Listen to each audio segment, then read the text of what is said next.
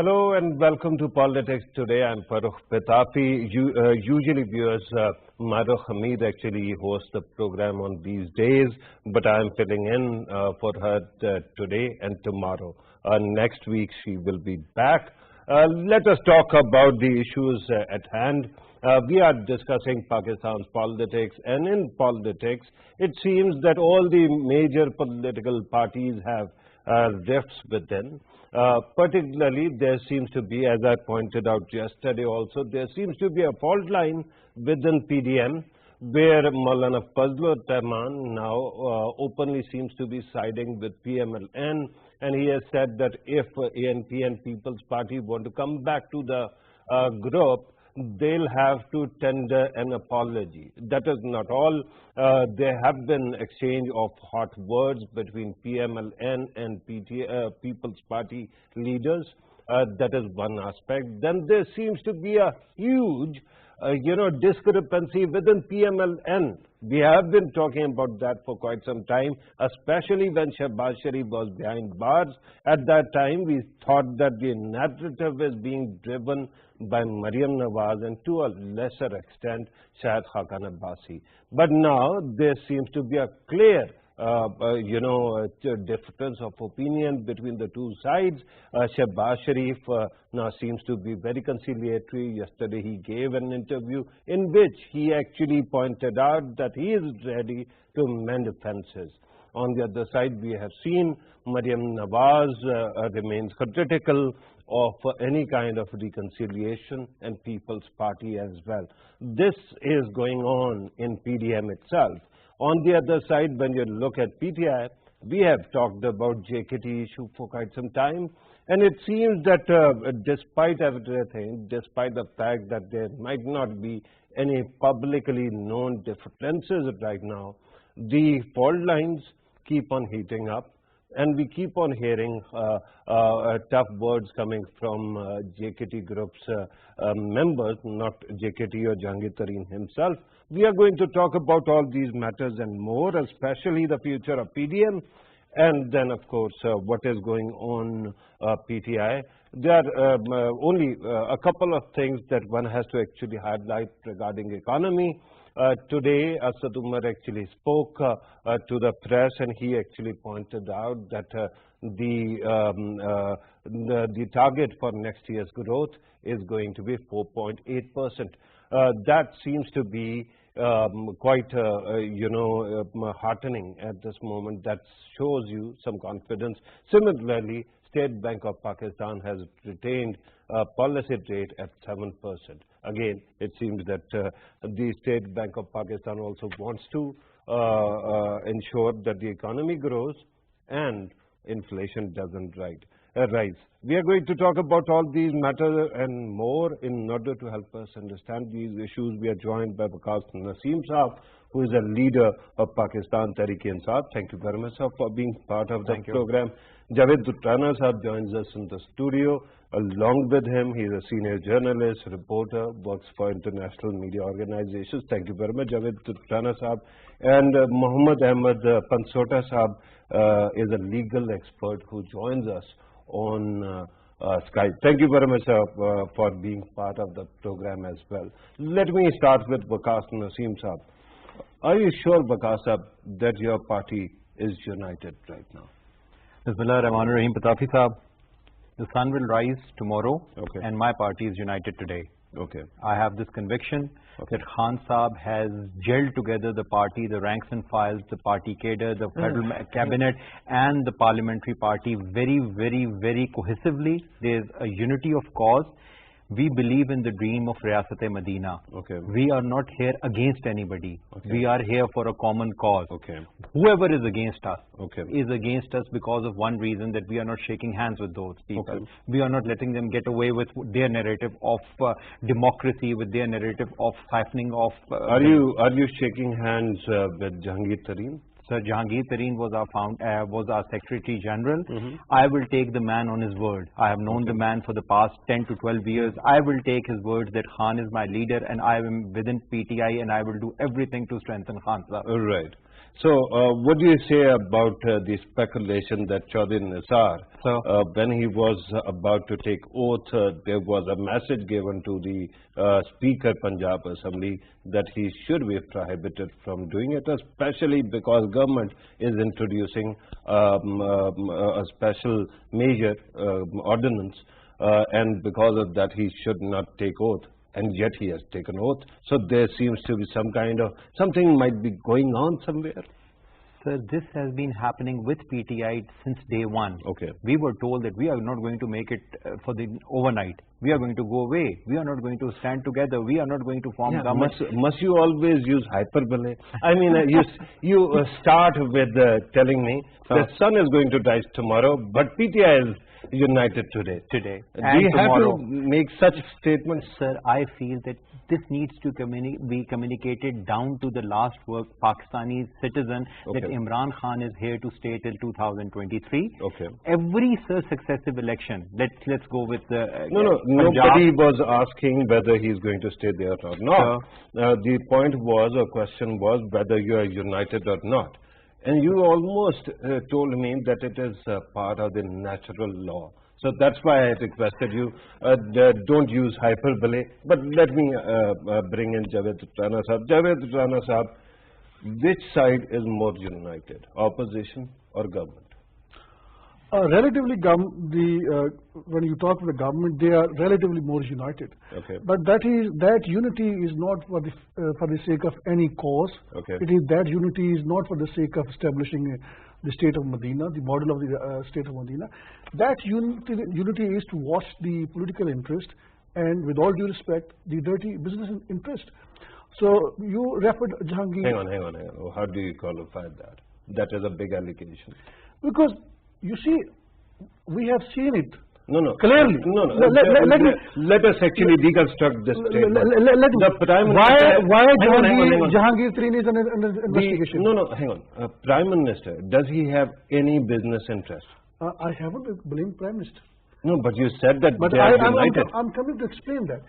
The people who are now with Prime Minister, they are not fair to him. They are watching their business interest. They are watching their political interest fairly or unfairly. That is not their. When he talked about that they are united for the cause, that cause is their business interest and political interest, not the cause that Prime Minister himself projects. So unfortunately, the kind of the vibes that we are getting now, that perhaps suggest that Jahangir Tareen is going to be spared from possible prosecution. What kind of vibes? How do you get those vibes? I want to get them as well. There are media leaks. And that suggests that there is a probability that he is going to be spared from the investigation. But the head of one-member commission, who is actually taking the matter into consideration, says that they haven't prepared the report and they have no legal jurisdiction over the matter. It is for the consumption of party itself. So how do you think that? That means that there is an informal mechanism through which Prime Minister wanted to know how far the case against Jahangir is genuine. So that means there is a parallel legal mechanism through which they are trying there is none. They're trying to settle it. It has to be FIA which would determine the fate of Jahangir Tareen. That unfortunately is not happening the way it should have happened. First, investigating officer was removed, and now we don't know to which direction this investigation would go. If I ask you, Javed Rana Sahab, to actually ask them to repeat the program, what you have said, I think you will also feel that you are putting an effort to make a point. Otherwise, it seems that might not be the case. I think everybody talks about it. It's not me who's telling this. Now, somebody went to a court. You see, somebody went to a court, let me see, challenging commission, and the case was thrown out. Right? Case made? Yeah. About the commission. What is the reason that FIA is investigating? Who should? Investigate. It is investigating something. They are not. It is not in the air. So, point I'm trying to make is that Jahangir Group has come up with a kind of they have created a political scenario where everybody talked about that perhaps the government is not safe. Okay. So government is safe? My understanding it is a safe, but at the same time, but he created political instability by bringing in between these 30 to 40 MPs and MNA. 40, yeah. And then they were particularly there were concern about the Punjab government, and there were apprehensions that if they join hands with the opposition, the government in Punjab could be dislodged. And then it was a clear threat to the Prime Minister himself that in case this investigation prolongs and it goes negatively, not in favor of Jahangir Tareen, that means he could possibly join hands with the opposition. Right. Allow me to bring in the third guest, and then I'm coming back to you. Mohammad Ahmed Saab, let me ask you about Jahangir Tareen case.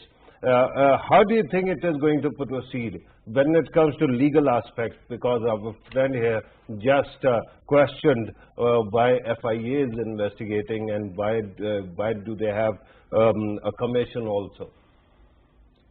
Thank you very much. Sir, I believe that I can only submit to the effect that how is this case going to be conducted? How is it being conducted? But as far as the outcome of that case is concerned, I am sorry, I cannot make a statement. Why? Because I am bound by a Supreme Court judgment that I cannot comment on sub judice matters. Now, first of all, you need to understand that Jahangir Tareen from day one... I'm not asking you to give us any verdict. I'm asking you to comment on the legal procedures that are needed about the matter. Unfortunately, as far as the verdict is concerned, I'm sorry, you're right that the court concerned has to give. But what I can do is that so far what Jahangir Tareen has been through, that is what needs to be observed. First of all, his case went to the Supreme Court of Pakistan. He was basically removed, and then he could not contest the elections. Now, that was the first time he had to face the court. Then a commission was formed. He had to face that commission. And then eventually FIA is doing the inquiry after registration of cases. Now, what I don't feel to understand, actually, in this particular scenario, what I fail to understand is that how can we say that he is not going through the process of law? The process of law, which requires him to appear before the FIA. Why? Because this is a scandal, and this involves federal government as well, which is to be inquired by the Federal Investigation Agency. So when you say Jahangir Tareen is not being inquired into properly, I think he's being over-inquired into. So when Prime Minister appoints Mr. Ali Zafar to go through a particular set of facts, he is just trying to ascertain, because he's been a senior party member along with 30 or 40 others, just to ensure that justice is done. If he had tried and, to take him away from the process of justice, he could have done that at a very early stage. He has almost fallen out with Jahangir Tareen. So I believe as far as the Prime Minister of Pakistan is concerned, as far as the law enforcement agencies are concerned, they are doing their best possible job. Now what happens in the end, Jahangir Tareen's case itself is not a very strong case, because that's a statement which was made by the FIA in the trial court. Now what do you have to say about Zardari? I'm glad that you just pointed out, Pansota Sahab, you'll have to listen to me as well. You were talking about the government and how investigation is going. I understand that it must be very objective. But you are saying that it is a very weak case. If it is a weak case, why would anybody need 40 MPs, MNAs and MPs to create a pressure group and then seek attention from the Prime Minister? Well, as far as Mr. Tareen is concerned, he also feels that his case is a weak case, and he feels that he is being prosecuted against without any due cause. Now, he has absolutely no other ways of proceeding further. He cannot challenge that. He cannot challenge the process before a court. He has to go through the investigation. So at this point in time, the only political move available to Mr. Tareen is to create pressure. Now, there are two ways of looking at that move. Either you're saying that Tareen is trying to sort of cover up on all the follies that he has, and the other option is that you can say that Mr. Tareen is trying to exert pressure on the government to ensure that he gets a fair trial. There are just two ways of looking at it. My point is that as long as the enforcement agency is investigating and the matter is being regularly reported to the court, there is nothing wrong with this entire process. And the same process is being followed by so many politicians. But Pansota Sahab, you cannot have your cake and eat it too. You just called the investigation quite objective. And then now you're saying that he needed the pressure group to actually make it objective. Which one is it? Objective or not? If you ask me, that how is it proceeding, I would say the investigation is proceeding very objectively. Your specific question was that why is Mr. Tareen doing this? And of course, when I speak or assume that I am being the devil's advocate here, I have to speak on his behalf then. I'm not saying that the investigation is not proceeding objectively. I started off by saying that the investigation is very objective. The cases appear to have been properly registered. However, FIA's own statement before the court was that the case is not that strong a case. Tareen Saab is worried. Why? Because he feels, even if it's a strong case, he would always feel, have you ever seen an accused person saying that I have been rightly accused? Of course, when I speak on behalf of Mr. Tareen, I have to say that these are the tactics that he's trying to employ to create pressure on the government and the prosecution. I understand that, but I was not requesting you to speak on his behalf. My only thing was, earlier you said that it was a weak case, so I just wanted you to qualify. FIA said that. I didn't. It might. They might have, but you actually told us, right? So I was just trying to cross-examine that statement. Let me come back to the studio. Waqas Naseem Saab, we keep on talking about your party. So why is it your party always stays in the news? It should be PDM. That should be actually criticized all the time. But you keep on helping PDM by staying in the news for the wrong reasons. I heard some very colorful words over here. Vibes. Okay. Rumors. Media leaks. Okay. Vicious gossip. That and sun rises in the morning. That is philosophically speaking. Okay. But Pitafi Saab, what is happening is that this is just hearsay. There's nothing concrete against my government. Okay. We won Punjab, Balochistan, KPK, we won Gilgit-Baltistan, we came to won the Senate, we got everything that anything by any denomination of political maya, we are on course. Okay. People are with us, we are on the course to forming government in Kashmir. God willing, you will see that this will be a midterm poll for the people of Pakistan reposing confidence in their Captain, their Prime Minister. Now, sir, about PDM, listen, it is always easier to criticize the person in the government. Post-formation of government dynamics are always different. Okay. Pitafi Saab, you are a very seasoned anchor. You would understand that. You cannot satisfy 250 million people or 220 million people. There is always going to be problems. But as a new party which has come to power for the first time, you will very objectively see the logic in my sentence that Imran Khan has brought a fresh team. Shahram Tarkai, Atif Khan, Ajmal Wazir, Murad Saeed, Zartaj Gul, Shahzeb Kanwal, Ali Amin Gandapur. These are fresh faces. They were never elected as Imran Khan infused youth in the federal cabinet. He brought neat and clean people. As the business interest, as Rana Saab I have great respect for him, he had pointed out that Khan Saab has no business interest in Pakistan, but these people might have. Now tell me who of these people is a financial tycoon? They are just youngsters. They are fresh people who were loyal. Now tell me Faisal Javed is a financial tycoon. No, he is not. He was a might not be, but Jahangir Tareens and Aleem Khans and if they have done something and now wrong, there is someone in your state, Kashmir as well. So there are people who are actually tycoons. And Imran Khan is ensuring that they get a fair trial if they do something wrong. Okay. Justice Ali Zafar's presence was to ensure, one, until proven guilty, a person is innocent. So Tareen Saab gets a fair trial. Okay. And second, if he is guilty, so, he is held accountable. Hang on. So, there are leaders on the other side of the divide as well. Shehbaz Sharif keeps on saying that he is being targeted. Will you create a commission to listen to his own concerns, as well? Okay, I'll give you I was hoping, wishing and praying that you'll ask me this question, and 30 seconds is all I need. Okay. We don't go to Panama. We don't go to any WikiLeaks. We don't go to any exotic locations in Cayman Islands. We don't understand any Hudaybiyah paper mill. We don't go for anything else. We just say Shehbaz Sharif became the CM of Punjab in 1990, and according to his declared assets, his assets were 2.1 million. Okay. Say that is true, and then we rest our case. Okay. 21 lakh was the total worth of Shehbaz Sharif in 1990 when he became the CM of Punjab. No, if that is true, please. 30 seconds by the way are over. Okay. But regardless of that, when you are talking about anybody's assets, that is not my or your job, is it? True. It is basically NAB or FIA's job. True. But they keep on saying that we are being victimized. the kind of concession you have offered Jahangir Tareen, you could have very kindly actually offered to the opposition leader in the National Assembly. Would you? Sir, Shehbaz Sharif Saab is saying that he got 7 billion rupees, 21 telegraphic transfers in his name, in his family's names, and going to the merit of the case. I'm not talking about merit. Okay, let me see. When we gave them respite, 6 people of his exact family, blood relatives, are proclaimed absconders from law. They are not coming back. Right.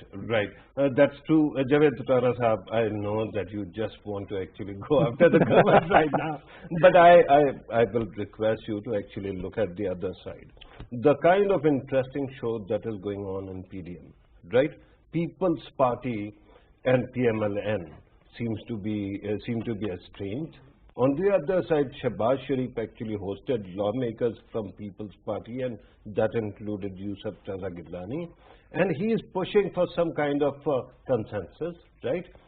And then Maryam Nawaz Sahiba comes on air, and then also the former Prime Minister Shahid Khaqan Abbasi. They all keep on berating People's Party, right?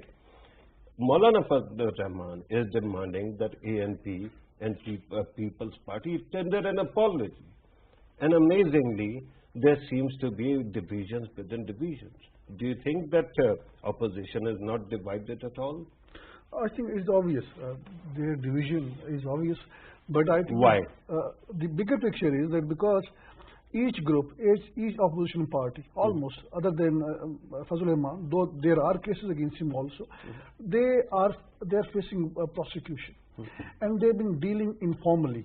Though mechanism is a different, as Jahangir Tareen has a different mechanism, but these opposition leaders have also a different informal mechanism to settle their cases, to go into underhand deals and get rid of these cases. So I think underhand deals. With deals, whom? With the powers that be, our establishment. They've been dealing with them. And they were expecting. No, you keep on throwing googlies, and unfortunately, you don't throw it to the batting end. You keep on throwing them in the opposite direction. Because I think the audience know very well what does it mean. The establishment. Funny that you would say, because Fawad Chaudhry, the Federal Information Minister, was just on Hard Talk. And we are going to, tonight at 11, we are going to run that interview. He says that this impression that somehow the establishment is overactive is totally incorrect. And he says that the 5th largest country in the world, in population-wise, 7th nuclear power, it doesn't need dictations from anybody. The democratic government is going to be democratic government. And let us suspend your disbelief for a second and think that there is a NAB, there is an FIA, there is an objective process of investigation, and the rest is propaganda. I wish that situation.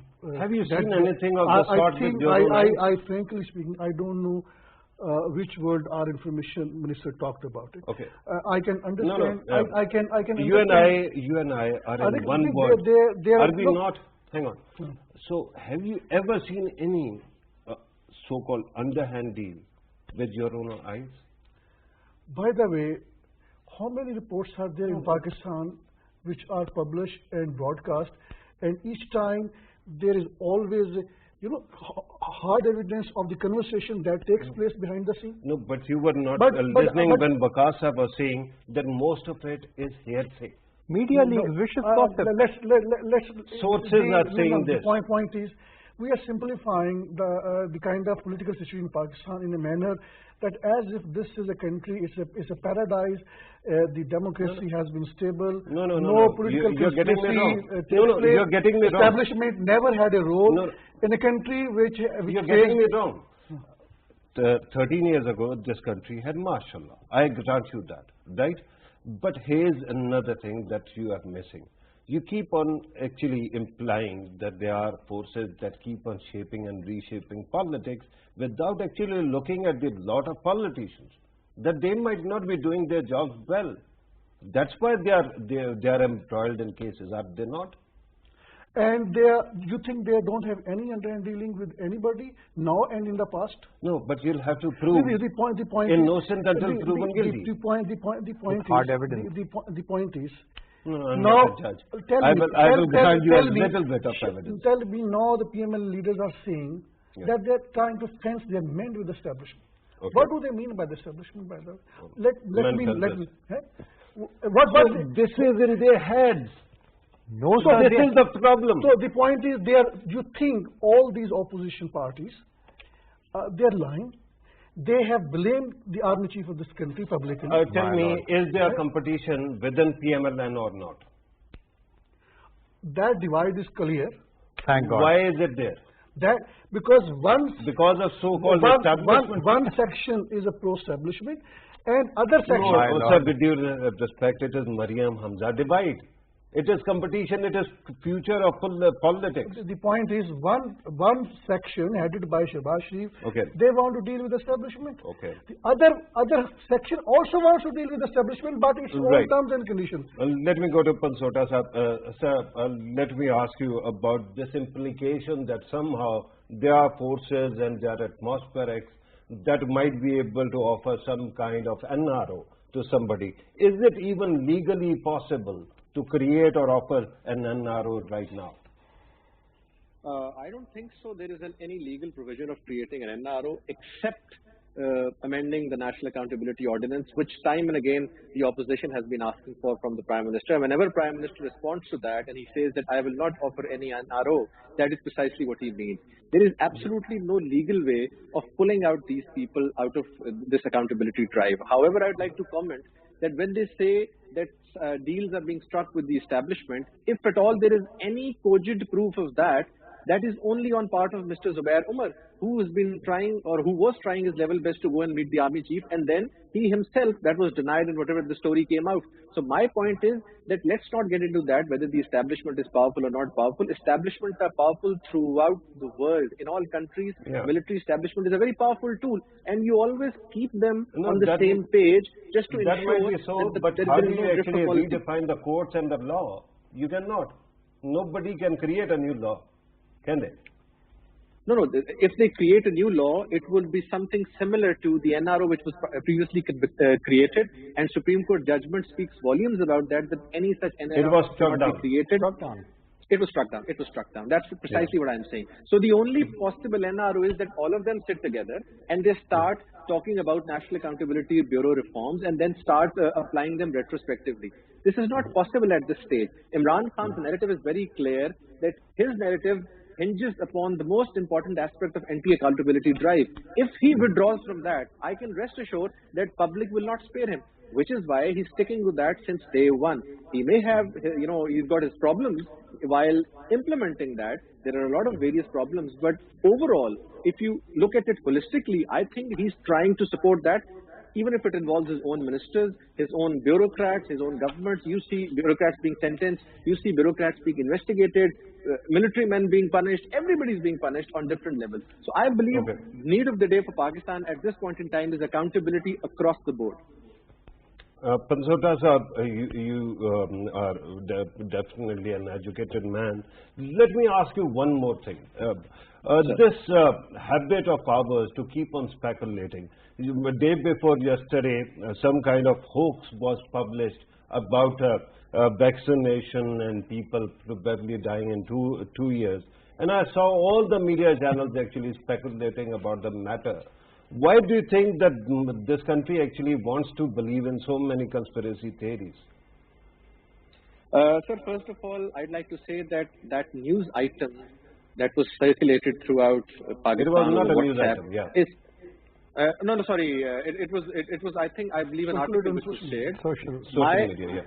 Social media. My point is that any person who has floated that or initiated that, this is criminal.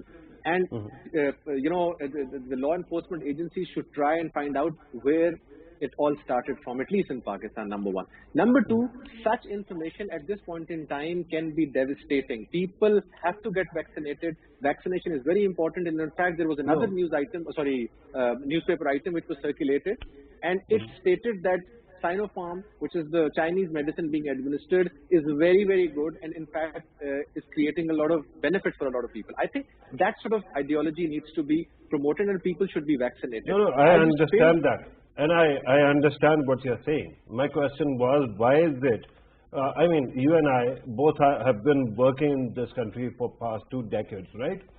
And in the past 2 decades, it seems that pseudoscience and conspiracy theories find very fertile ground for the country, in the country. Why is it so? Sir, that has a lot of factors attached to it. First of all, in the times of social media, there is absolutely zero regulation. I've been speaking time and again that social media needs more regulation and positive regulation. I'm not talking about restriction, I'm talking about regulation. Secondly, the source of information in Pakistan, even if you're found guilty of spreading false information, there are absolutely zero enforcement of defamation laws. Be it criminal, be it civil, you hardly see anybody being convicted. And then you see even ministers, even top politicians taking law in their own hands to sort out their issues as far as defamation is concerned. So with such sort of laws in place, no convictions, no judgments on law of defamation, then what do you expect? People act with I asked the legal expert, so he is going to give me this answer. Let me ask about the culture, right?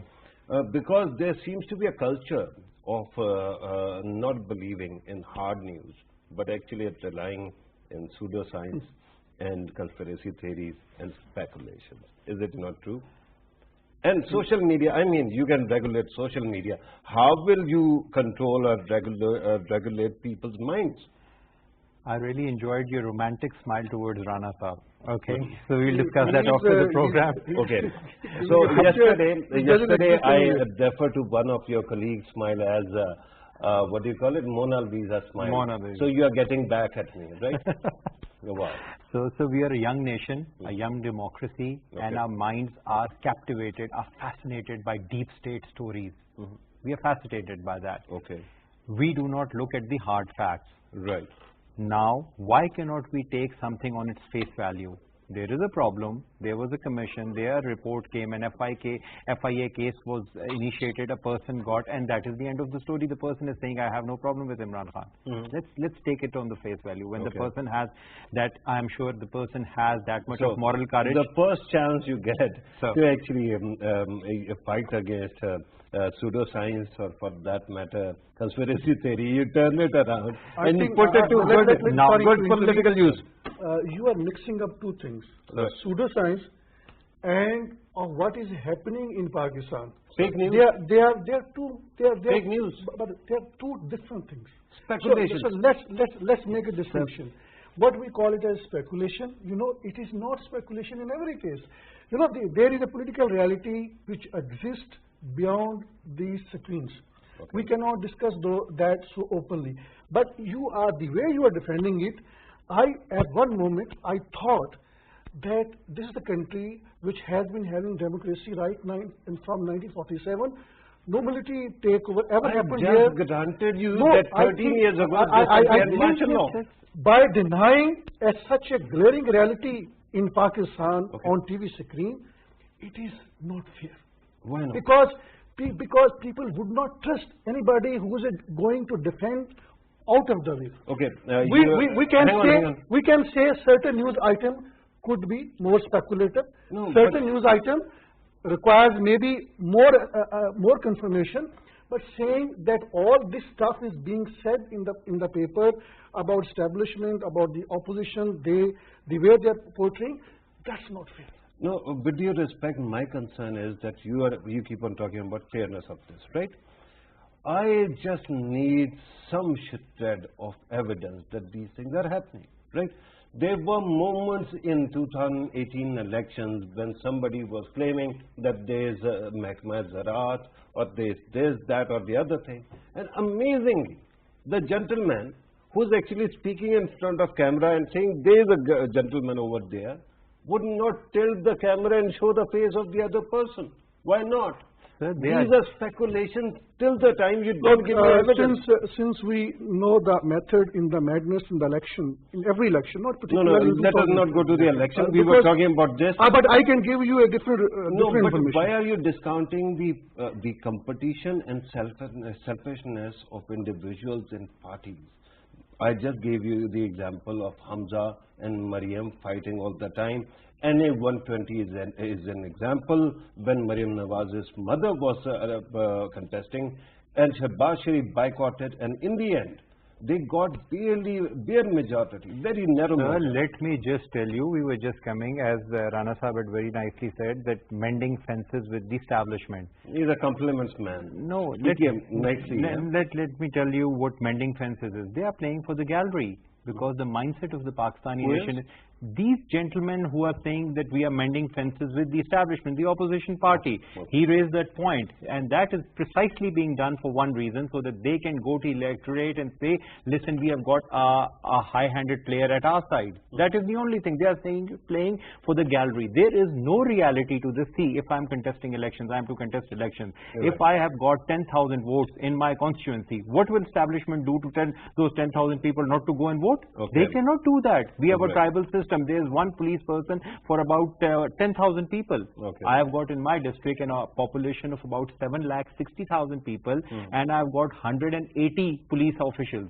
How are they going to mend fences? Right. Okay, sir, Javed Rana Sahib, let me take your assertion on face value. Right? There might be something secret going on. Okay, I grant you that. Tell me, how do you see the future of PTI? And how do you see the future of PDM? The future of the PDM seems to be very bleak. PDM? PDM. Okay. The reason being is that Nawaz Sharif is not interested in the midterm election. Okay. He wants that this government, from his perspective, should be allowed to work at least in a way that it further loses popularity. Okay. And Shehbaz Sharif wants that he is the one who can bring change in the National Assembly through these kind of political manipulations. That is the power politics which is going on within the opposition parties. My understanding is that PTI has managed the macroeconomy. There are encouraging indicators. Right. Our exports have improved, remittances have improved. And though the figures are disputed about the growth rate, but nonetheless that indicates that some positive things are happening. But when we see the economy at micro level, I think it will take time that the effects of macroeconomy will trickle down to the micro. Trickle down takes time. It takes time at the micro level. So the I think the next 2 years are important. If they manage to trickle down those benefits to the common people, I think they will have chance to make their presence felt in the next elections. I'm not saying they would win the elections, because that is something easier said than done, because the situation... But in the next 2.5 years, they are going to stay put, they are still going to stay in power. Is it what you're saying? My understanding is that in a given situation, there is more likely that the PTI is going to stay in power, and all kinds of the political manipulations which are going on, the PDM is there. I don't foresee any success for them, because their house is very divided, and they're trying to save themselves from the prosecution that is happening right now in this country. So in this bigger power politics, the future of this government should be safe, because we don't need interruption. Okay, PTI might be safe, but it is not gaining a lot right now, as you pointed out. Now, PDM or PMN is divided, and its future is also bleak, as you put it. So who is gaining? People's Party? I think the next elections, if they are conducted fairly, there would be hung parliament. Okay. And but somebody would gain. And then it really depends what kind of coalition government would be there. But again, this would be too speculative, because there are still 2 years to go. Right. Pansota Sahab, your assessment about the future of PDM and PTI both? I think PTI is going to complete its term, and it is going to safely sail through this entire process. PDM, on the other hand, will continue to keep bantering about this situation again and again. But I don't think so PTI will have a problem going through all of this unless God forbid any big issue that Pakistan is confronted with. But apart from that, I see them sailing through very clearly and making it to 2023. Okay. Pansota sir, since we are talking about things that keep on happening in this country, I understand that the government seems stable. It seems very effective also. PDM on the other hand seems to be divided. But the question right now is that something very strange has happened, and that is Chaudhry Nisar taking oath in the Punjab Assembly. Do you think that there is something there? There might be more to to this story than meets the eye? I don't think so. There's anything cooking up. I think Chaudhry Nisar Ali Khan has just been brought in the parliament. He just wants to take the oath. But apart from that, I don't see anything happening around the corner. And he will be just like any other MP in the parliament. He's a well-respected parliamentarian, even in the National Assembly. So he will just complete his tenure. But yes, he's definitely making ground for the next and upcoming elections. That is very important if he actually contests from Pakistan Muslim League Noon or not. Because I think if PTI manages to bring him on their side before the elections, that will be a huge, huge success. That's what Khan Sahib himself has claimed before as well, even when the elections are not taking place. Right. Bear in mind, and I have this in mind, that I'm talking to a legal expert. So bear in mind that you are also talking to a media man. What does it say about the legal experts of the country and the media that in the past 20 years, we have seen governments and not governments, but at least parliaments completing their terms, 5-year terms. And despite that, none of us actually pointed out that if somebody doesn't take an oath of office for 2 years, 3 years, they can still come to the parliament and take oath. You and I, sir, the working men and women, if we don't show up for the job for 2-3 months, we lose the job. Yeah. No, you're 100% right in stating that and saying that. I believe that if his MPship is challenged and if it is brought into question before the speaker, I think he's got a serious trouble in place. I am also myself very amused and very surprised at what has happened. But however, if nobody challenges it, it is going to continue and it's going to continue to remain like that. But if it is challenged within the assembly, he may face problems because he was supposed to, if there are continuous number of attendances that you miss, then of course you're not liable to remain as a member provincial or national assembly. So I believe Chaudhry Sahib has that problem, but I don't see anybody challenging that because nobody would want to touch him at this point in time because you never know who is he representing at the moment. Even personally speaking, even I don't know who he's representing at the moment. So there is something there. But I'm told that we have to conclude the program. But we have to leave it at that. I can't say anything. Thank you very much for your precious time. I have to conclude. Pansota sir, thank you very much. Vikas Prasim sir, thank you very much for your precious time. Javed Strana sir, thank you very much as well. Viewers, you have listened to our participants. This doesn't need any further commentary. We'll conclude here. Thank you very much for watching. Take care.